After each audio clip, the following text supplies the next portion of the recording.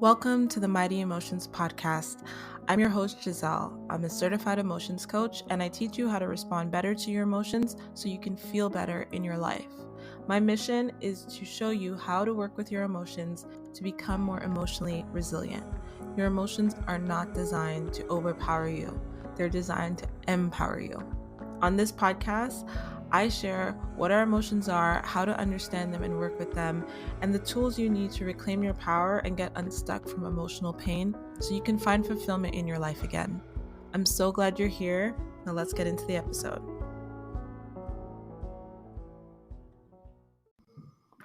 Hello, beautiful souls. How are you? How have you been dealing with life lately? I have been sharing about my struggles with sleep and my toddler not sleeping, and it seems to be working itself out, but it's definitely been challenging to function at my most optimal level because of that basic need not being met. So I've been really just trying to take care of myself, use my own medicine. I've been working through or working with fear a lot lately. And I'm just discovering more and more how amazing and powerful fear is. And I'm going to share about it at some point for sure. But it's just a wonderful emotion that I've really run from for a long time. And the more I sit with it and feel it and process it, the more wisdom I gain, the more peace I feel around it. It's just really exciting. So I'm excited to share more about that with you when the time comes. Today, I want to talk about just generally what is leading you to feel powerless in your life, why you feel so out of control and powerless. And the reason is ultimately one I know very well because that was where I lived for a very long time. That was the state that I was in my life. Just feeling, like everything was happening to me all the time and there's just nothing I could do. It was just real helpless kind of feeling and real lacking of hope, real lacking of optimism. And it was just somewhere that I didn't know how to get out of. And now being where I am, I can share it, kind of the steps to get out of it. But today I just want to talk about what was the root cause of that feeling. And the root cause, when I really started to understand myself, revealed itself to me as being at war with myself. Just being at war with myself. I was reading a book on I don't even remember what it was about, to be honest. I've read so many self-help books. I don't even remember the book that it was. But in it, I was reading about being a friend to yourself. And for whatever reason, that line really struck me and made me see that for so long, I was an enemy to myself. And that really manifested what that looked like in my life was just being at war with my emotions and being at war with how I was feeling all of the time.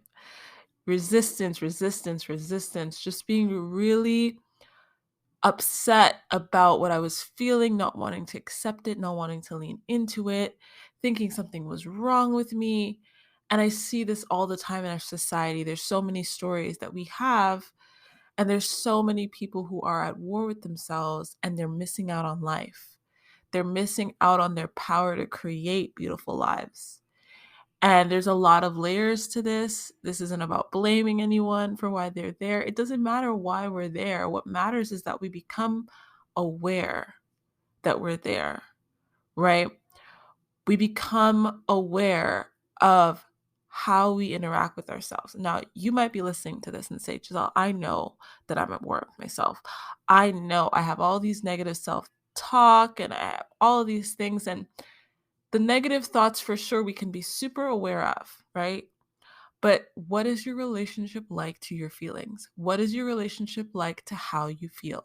What is your relationship like to what emotions show up for you on a regular basis? And there's a lot, I have to say this. I don't think I've said this on the podcast yet, But this is a good time to say this. Your thoughts can create your emotions, but your thoughts aren't always creating your emotions. And I think that people think that they have more control over their emotions than they do. We do not have full control over our emotions or over what we feel.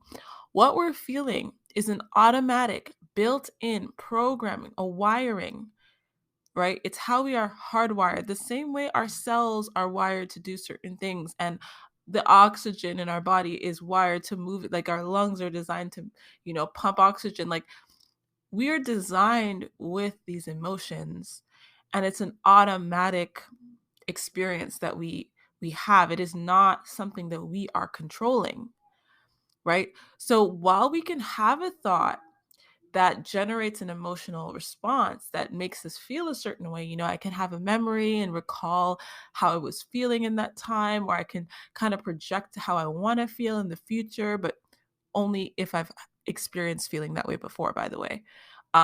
We can't create a feeling that we've never felt before.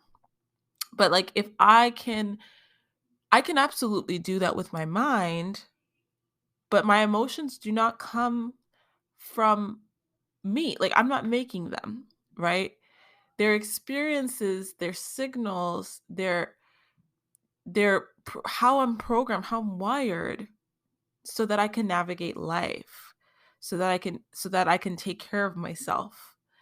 And I think that we don't realize that our emotions are just our natural state of being.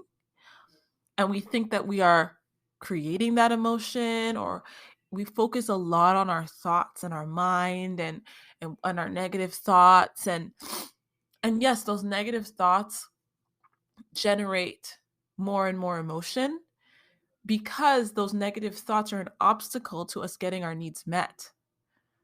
And then that's the piece that isn't discussed, that isn't really looked at, that isn't really talked about, but that is the piece that's going to liberate you. Those negative thoughts are not just generating the emotion because you can create. Those thoughts are an obstacle. Again, if you haven't listened to my talk on needs, I highly suggest you go back and listen to that episode. There's 2 parts on it where I talk about in part 2 the obstacles that prevent us from getting our need met. And those thoughts are often that obstacle. And those thoughts are what we are constantly at war with. And we really, in society, collectively, right? We enmesh, we conflate feeling and emotion and thought as if they're all the same thing. And they're not. Your thoughts are not the same thing as your emotions. You have far more control over your thoughts than you have over your emotions. And even then, you don't have that much control over your thoughts because so much of it is generated from your subconscious. Like you're thinking about something without realizing that somewhere in your past, you were collecting that information that allows you to now produce that thought in the moment.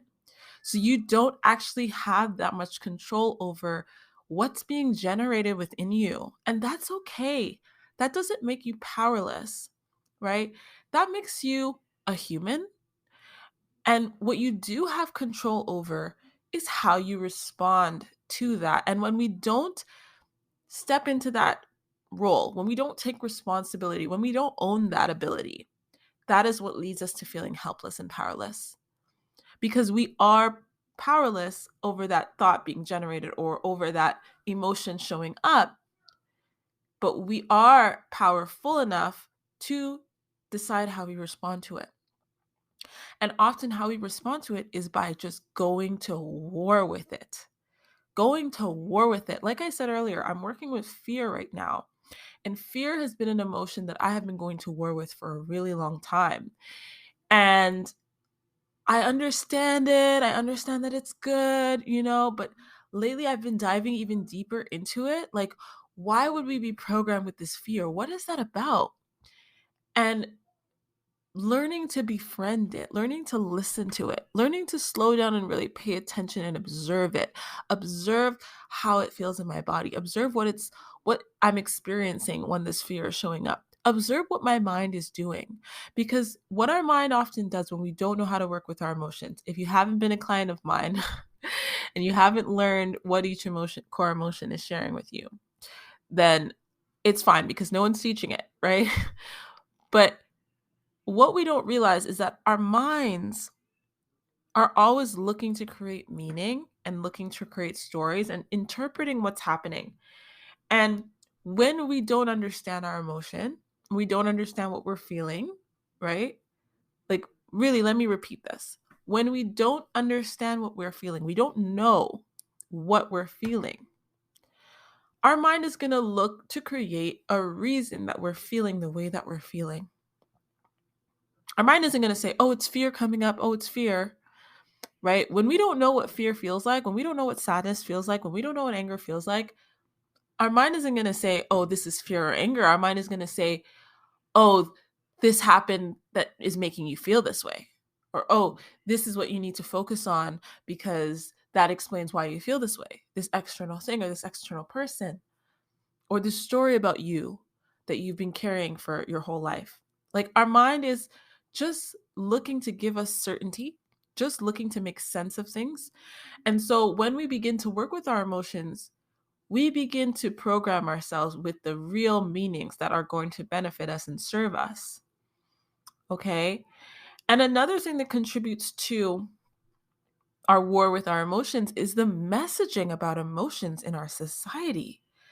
Like they are demonized. Like, oh, these things, they're so, they're burdens, or they're, you don't want to feel, you shouldn't feel that way. You should do everything in your power to not feel that way. Become stoic. Just focus on your thoughts and create your thoughts. And that's exhausting. When our bodies are naturally creating and generating these emotions and these thoughts, and we're constantly fighting it and trying to use willpower to change it, rather than leaning in and recognizing that, oh, it's here for a reason. It's here to serve us. Like, okay, what do I need to do to work with this? Right? This constant battling it instead of trying to work with it and seeking to befriend it. When we befriend our emotions, we are able to befriend ourselves. We're not constantly at war with ourselves. We're not constantly making these stories and making these things mean something about us because we understand what they actually mean. We understand what they're actually saying to us. We understand what we actually need to do, right? Our emotions are not us. Like, let me be clear about that. My sadness is an experience that I have. It's a wiring that I'm programmed to experience when in certain conditions or certain circumstances. And by certain circumstances, I mean when a need is missing, not when something happens. Something happening doesn't necessarily mean I'm going to feel a certain way. But if I don't know how to work with my emotions, my mind is going to just pull whatever data is in my subconscious and try to find a reason. Try to make sense of what I'm feeling because I don't know what I'm feeling because I haven't spent the time to get familiar with it. And that is what sends us into the negative spiral and all of that. And again, I speak from experience that being in that place for so long in my life was exhausting. It was exhausting, and it prevented me from fully embracing life and living life. It kept me boxed in a way. It kept me trapped from really discovering who I am and who I am underneath all the experiences that I've gone through and who I am today despite all the things that I've gone through. We can really keep ourselves trapped, and we can really keep ourselves limited from experiencing amazing things because we're just too busy at war with ourselves. We're too busy at war with our thoughts and our feelings. We're too busy fighting and resisting and draining our energy in this way. It doesn't serve us. It doesn't serve anybody because within each of us is a gift that the world needs in some capacity that we can't tap into and we can't express because we're so drained from fighting ourselves. So I really want you to just reflect on whether or not you're fighting yourself right now and whether or not you're being a friend to yourself right now, right? I mean, really a friend, caring and nurturing and compassionate. Like, are you being a friend to yourself right now? And if you're not, that's okay. That awareness is the first step to saying, okay, well, what do I want? Do I want to stay here, or do I want to learn how to be a friend to myself, how to nurture myself, how to take care of myself, how to understand what's showing up so that my mind doesn't just go into this strange fantasy mode where it just creates these stories based on whatever is in my subconscious that I've collected along the way, right? We take back control because we control how we respond to those things when they show up, and we train our nervous systems, we train our minds, we train ourselves to acknowledge it, manage it in a healthy way, right? And honestly, I can tell you from my work that I'm doing with emotions in my own life and with my clients that our emotions are so supportive and helpful. They're so supportive, and I would not be able to do any of the things that I do today if I was still spending all my time fighting how I was feeling. And listening to my emotions has been the most liberating experience, right? So with that, I really hope that you are kind to yourself today. Just even if it's for the next hour, just say, I'm going to be a friend to myself for the next hour, for the next 10 minutes. Start small, right? When I started recovery, it was just for this minute, just for this minute, just for this half hour, just for this hour. Just build incrementally. And if you really want to know more about your emotions and how to understand them, then head to mightyemotions.com and sign up, join my free membership.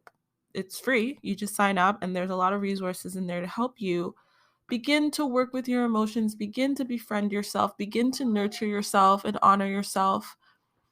And so that you can get your vitality back, you can get your energy back, you can reconnect to who you really are underneath this all.